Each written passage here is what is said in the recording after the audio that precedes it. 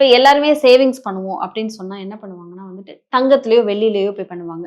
So தங்கம் காயினா வாங்கி வைப்போம். நெறைய விஷயங்கள் பண்ணுவாங்க. வெள்ளி வாங்கி வைப்போம் அப்படின்னு. என்னதான் இருந்தாலும் ஃபியூச்சர்ல அது நம்மளுக்கு உதவும் அப்படிங்கிற மாரி பிசினஸ்க்கோ, எதுக்கோ தங்கம் வாங்குறதே உதவுறதுக்கு தானே. இப்ப தங்கத்தோட விலை ஒரு பக்கம் ஏறிக்கிட்டே போகுது. அந்த காலத்துலலாம் என்ன பண்ணுவாங்கன்னா, வீடு வாங்கலாம் அப்படின்னு சொன்னா, தனியா ஒரு இடம் வாங்கி, வீடு கட்டி, இந்த காலம் சொல்ல முடியாது. 90ஸ்ல கூட நாங்க இருக்கும்போது கூட வீடு கட்டி, தனக்குன்னு ஒரு பூமி, தன்னோட வீடு, அந்த இடத்துல என்ன பண்ணாலும் நானே பண்ணிப்பேன் அப்படிங்கிற மாரி, அந்த வீடு ஒரு சொத்துன்னு வாங்கி வைப்பாங்க மேம். இப்ப பார்த்தா அபார்ட்மெண்ட்ஸா வந்துருச்சு. அந்த அபார்ட்மெண்ட்ஸ்ல ஒரு 5000 வீடு இருந்தாலும், அதுல ஒரு வீடு, அந்த பில்டிங்ல ஒரு வீடு தான் நம்ம வீடு அப்படிங்கிற மாரி வாங்குற சூழ்நிலைக்கு வந்துட்டோம். இதுல எந்த விஷயத்த பண்ணி, எந்த விஷயத்துல பணம் போட்டு சேவ் பண்ணி வச்சா நல்லது? தனியா வீடு வாங்கி கட்டுறது நல்லதா? அபார்ட்மெண்ட்ஸ்ல போய் வீடு வாங்குறது நல்லதா? எது பெட்டர் மேம்?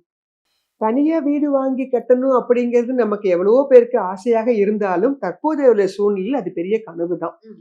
ஏன்னா நம்மளுடைய இந்தியாவுல இடப்பற்றாக்குறை அப்படிங்கிறது ஒரு பெரிய விஷயம்.